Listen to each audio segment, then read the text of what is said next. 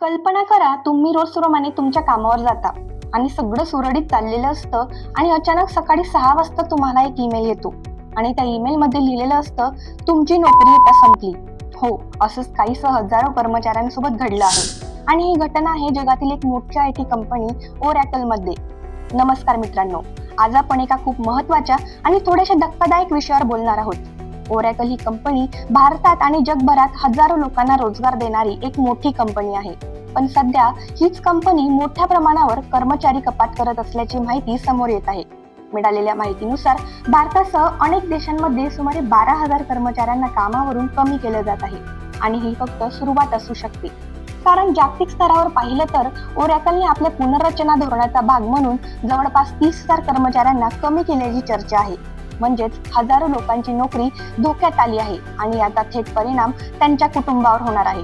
सर्वात धक्कादायक गोष्ट म्हणजे काही कर्मचाऱ्यांना ही माहिती थेट ईमेलद्वारे देण्यात आली. त्या ईमेलमध्ये की कंपनीमध्ये काही बदल होत आहेत आणि काही पद भविष्यात आवश्यक राहणार नाहीत. याचा सरळ अर्थ, कंपनी आता आपले संपूर्ण कामकाज आणि स्ट्रक्चर बदलत आहे. आता सगळ्यात मोठा प्रश्न आहे की ले ऑफ का होत आहेत. कंपनीच्या म्हणण्यानुसार हे निर्णय कामकाज अधिक इफिशियंट करण्यासाठी, खर्च कमी करण्यासाठी आणि व्यवसायाच्या नवीन प्राधान्यक्रमाशी जुळवून घेण्यासाठी घेतले जात आहे. विशेष म्हणजे कंपनी आता AI आणि डेटा सेंटरवर जास्त फोकस करत आहे.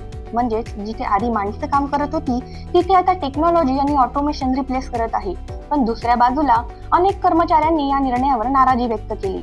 काही माजी कर्मचाऱ्यांनी कामाच्या परिस्थितीबाबत आणि वाढलेल्या तणावाबाबत ही चिंता व्यक्त केली. एका माजी कर्मचाऱ्याने असा दावा केला की त्याने कामाच्या तासाबद्दल प्रश्न विचारल्यानंतर त्याला अचानक कामावरून काढण्यात आलं. त्यामुळं या ले ऑफ मागे फक्त बिझनेस डिसिजन आहे की अजून काही कारण आहे, असा प्रश्न उपस्थित होतो.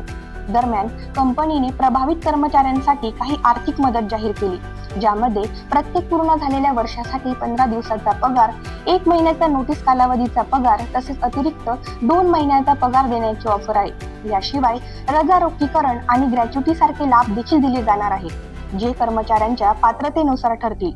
पण इथे एक महत्त्वाची गोष्ट, ही बेनिफिट्स फक्त त्या कर्मचाऱ्यांना लागू होतात जे स्व इच्छेने राजीनामा देण्यास तयार होतात.